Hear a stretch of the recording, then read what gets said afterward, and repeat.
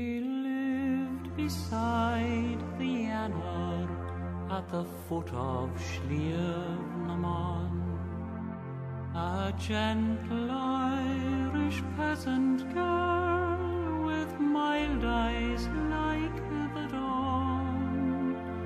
Her lips were dewy rosebuds, her teeth were perils red, and a snowdrift neath a beechen bough, her neck and nut brown hair.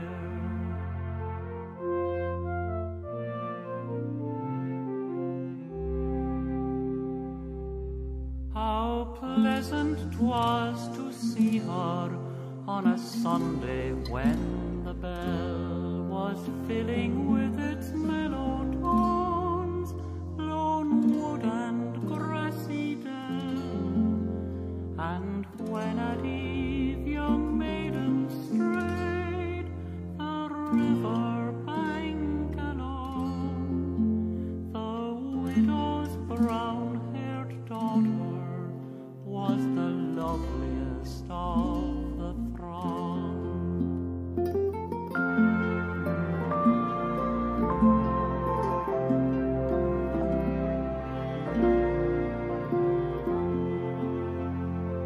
Oh, brave, brave Irish girls, we well may call you brave.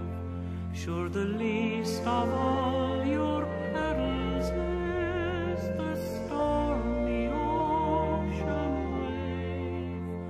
When you leave your quiet valleys and cross the Atlantic foam to hoard your hard-won earnings for the helpless ones at home.